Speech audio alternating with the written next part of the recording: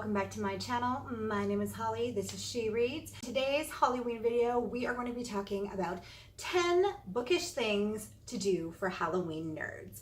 And I'm really excited to do this video. I think it's just going to be so much fun. It's just kind of something different that I've never really done on my channel before. And I had a lot of fun coming up with these ideas. I think a lot of them are really cute, and I'm excited to know what you guys think of them. So the first idea that I had was to read a book and then watch its film adaptation. So my favorite book to movie adaptation is definitely Stephen King's The Shining. I actually think I like the movie a little bit more than the book. The movie is actually probably one of my favorite movies of all time. So I really, really enjoy it. But I did watch the movie first. So that's kind of how it goes. I feel like if you watch the movie first, the movie's your favorite. If you read the book first, the book is your favorite. But it's definitely fun to do both and kind of compare and contrast the differences between the two. So I would recommend reading The Shining by Stephen King and watching its film adaptation. The next idea that I had was to read a Goosebumps book. This one I have here is Welcome to Dead House, and this is what I'm planning on reading this month.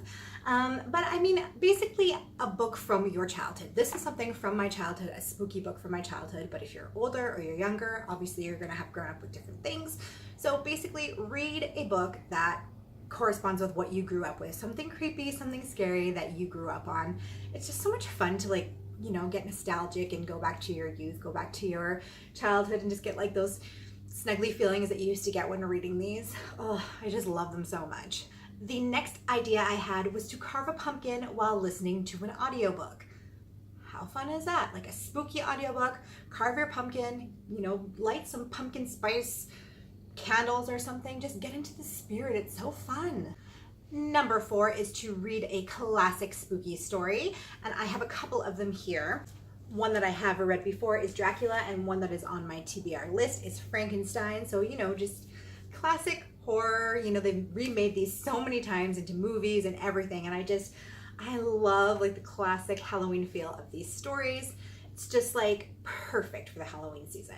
The next idea is to read a mystery, and my favorite mystery for the Halloween season is Agatha Christie's Halloween Party.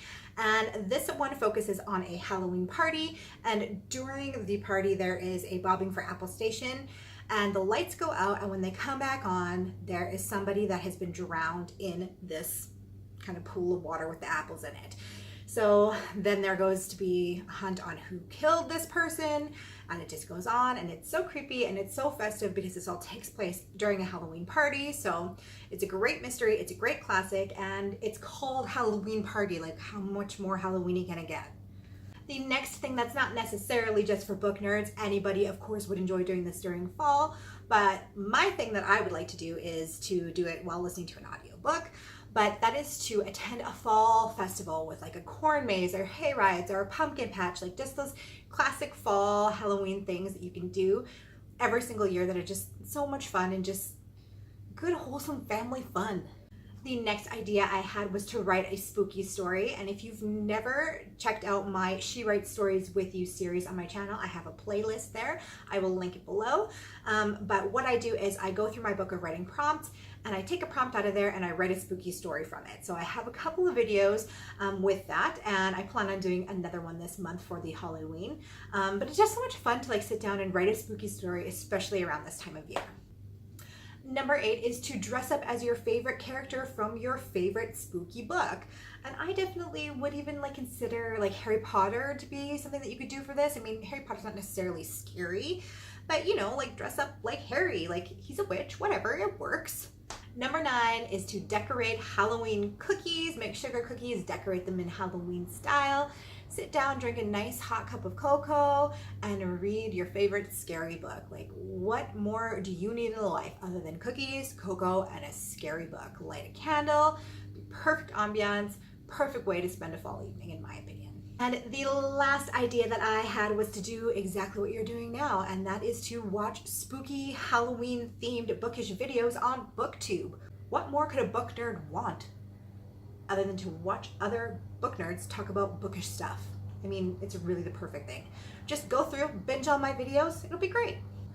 Well, you guys, that is the 10 bookish things that I think you should do if you are a book nerd to prepare for the Halloween season. If you do all of them, please let me know in the comments down below which ones you end up doing, how they went, did you have fun, was there anything on there that you hadn't thought of to do before? Let me know in the comments down below. I hope you guys are having an awesome day, and I will see you in tomorrow's Halloween video. Bye!